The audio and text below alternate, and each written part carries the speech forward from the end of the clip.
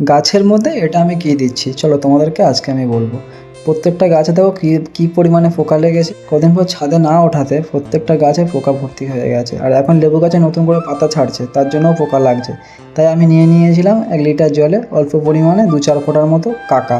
হ্যাঁ, কাকা প্রত্যেকটা পোকামাকড় দূর করার জন্য একদম ওস্তাদ জিনিস। তো এইভাবে 1 লিটার জলে 2-4 ফোঁটা মতো নিয়েছিলাম। আর এই ফুল গাছটাতে দেখো কী পরিমাণে পোকা লেগেছে। এই বর্ষাতে এই বিরজা রেডে দেখো ফুল নিয়ে হাজির হয়ে গিয়েছে, এত অতিরিক্ত বর্ষার মধ্যেও। তো এইভাবে জলটাকে ফেটে নেওয়ার পরে প্রত্যেকটা গাছে এইভাবে দিয়ে দিচ্ছিলাম। আর গাছের যে নিচের পাতাগুলোতে এত পরিমাণে পোকা লেগেছিল ধারণার বাইরে।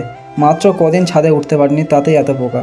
আর শুধু ছাদে নয়, আমার বেশ কিছু গাছ আরও একটা জায়গাতে রাখা হয়েছে।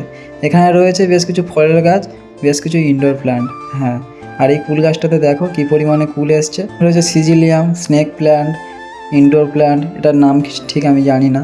আর এই আম গাছটাতে দেখো একটা ডোক ছিল, আমি কেটে দিয়েছিলাম। কেটে দেওয়ার পরে কতগুলো ব্রাঞ্চ বেরিয়েছে। এতগুলো ব্রাঞ্চ রাখবো না, মাত্র কয়েকটা রাখবো।